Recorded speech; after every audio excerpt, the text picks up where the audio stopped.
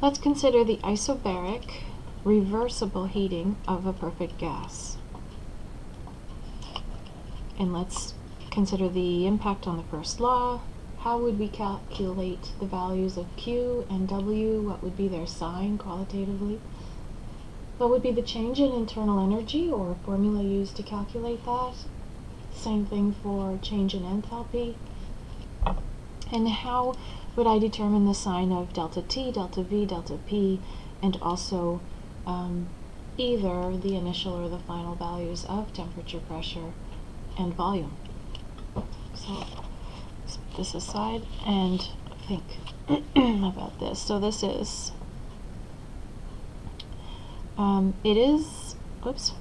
we're going to write this as a change of state. And so we have state 1 heading to state 2. And this is a perfect gas. It could also be a real gas behaving perfectly or ideally. Excuse me. So by that I mean, don't be surprised if you get a question that says methane gas behaving perfectly or nitrogen gas behaving perfectly. It doesn't have to be a fictitious perfect gas in order for the PBNRT to apply. Okay, so I have the state 1 going to state 2, and the parameters are I have a number of moles, an initial temperature, volume, and pressure. And I would fill in what I know if I were doing a question on this. And as it said, it was constant pressure or isobaric, so constant P. Excuse me. And I'm also heating. And if I'm heating, that means Q is entering the system. And if it enters the system, it has a value greater than 0 because it's always a system's perspective. And it is a closed system, and so the number of moles is not changing. T2 is going to be greater than T1 because I'm heating. Let's go to pressure. It's an isobaric change, so P2 is equal to P1. And I want to just give you an image of this. So if the gas is initially this volume, and I want to keep the pressure the same, but I'm heating it, then what happens to that volume? Is it going to stay the same? Will it get smaller? Or does it necessarily have to increase in order to keep the pressure constant? And I think I kind of gave it away. And so trying to draw the same size of canister, but the volume where the basically the plunger is here is larger, the same amount of gas. And so I'm sorry, V2 has to be greater than V1 in order for the pressure of the gas. And so P1 is the initial pressure of the gas.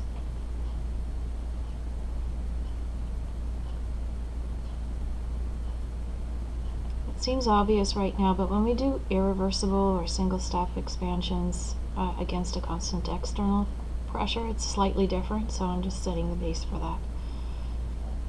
And P2 is the final, in this case, the final pressure of the gas.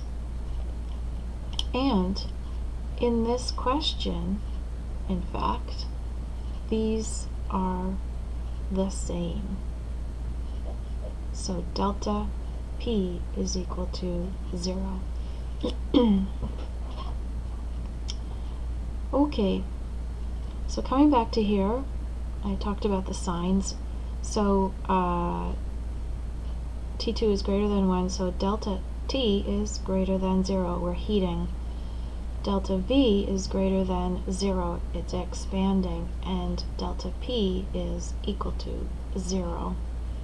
we already see here that Q is greater than 0. So just looking back at this, we talk about the condition, which is constant pressure, and we talk about that impact on the first law, and then we'll go ahead, and we've kind of done these already. So the impact on the first law of pressure being constant, is there any real impact? Well, the first law is that any change in internal energy is due to the sum of Q and W, because on these systems, which don't do a heck of a lot, excuse me, I can heat and cool them, compress and expand them, and that's it. So I can write again here that du is equal to dq plus dw. And dq in this case is, in fact, a dq sub p. And that is equal to a cp dt. And if I use a molar heat capacity, then I have to use a number of moles here. It is at constant pressure. And I write then that Q is equal to Q sub P in this case. And just hold on a second, because the heat transferred under a constant pressure condition, by definition, is equal to the change in enthalpy. Now, we know this already because we have started talking about heats of reaction well before we think about thermodynamics. And so the heat transferred at a constant pressure condition, like when we work on the bench in a constant pressure, is in fact equal to the Q sub P and enthalpy. And that is then equal to N Cp molar, the molar heat capacity of the material, delta T. So I did an integration here, and I assumed that the heat capacity was constant over the small temperature range.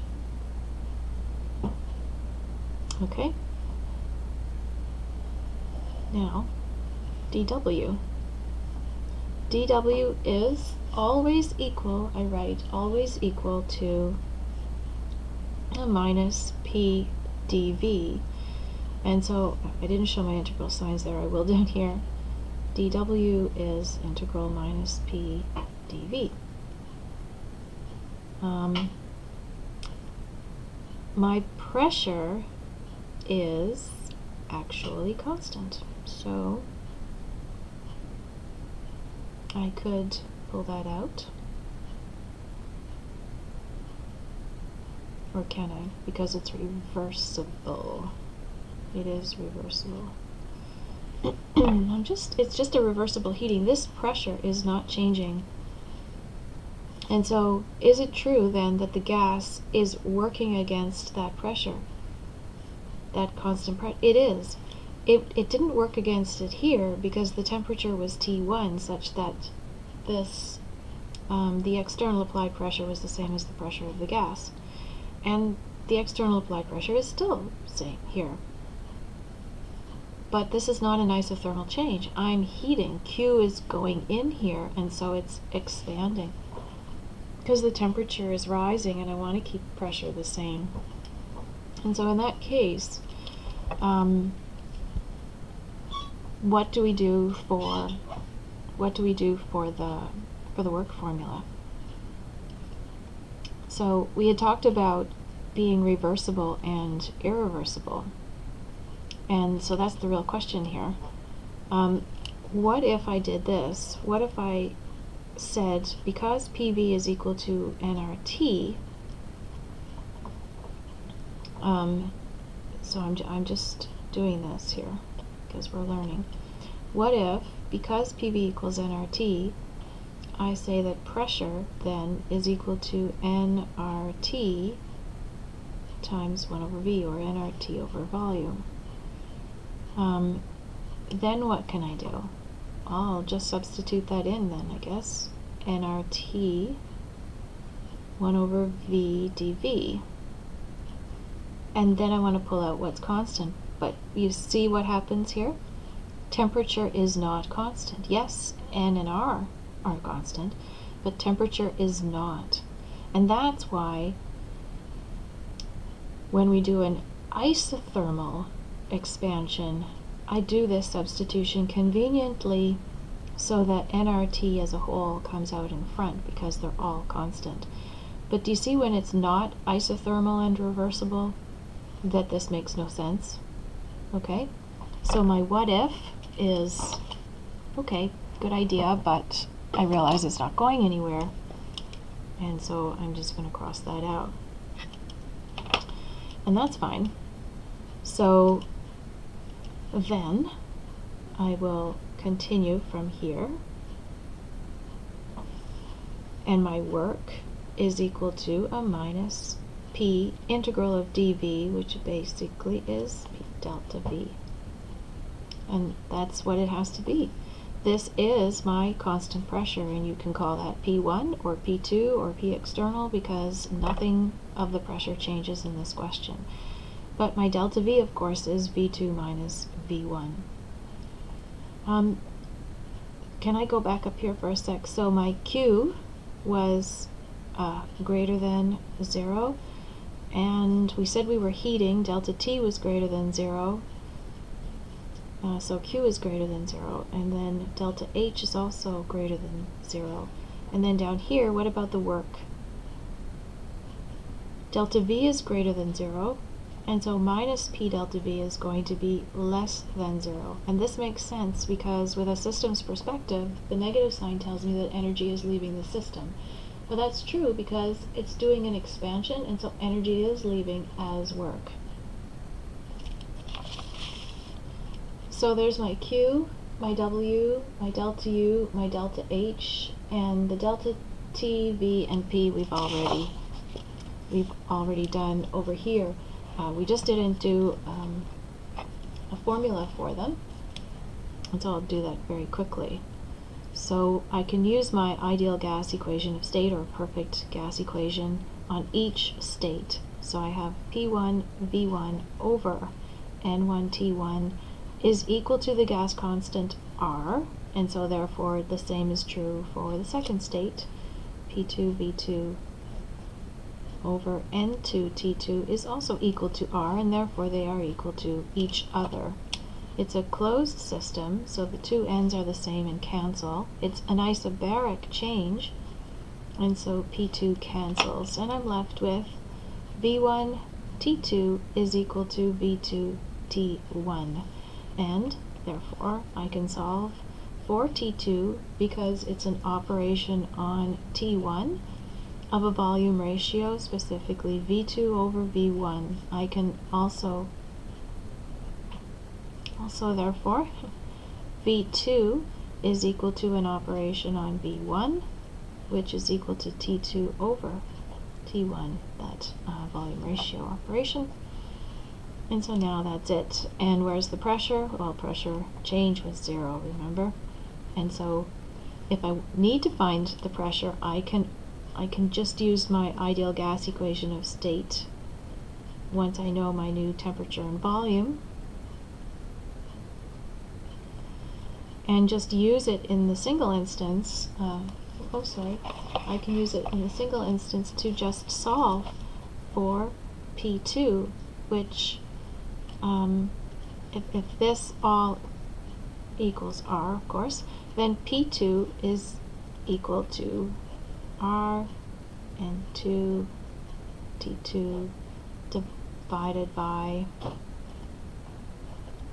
V2. And that's it. That's everything for this one.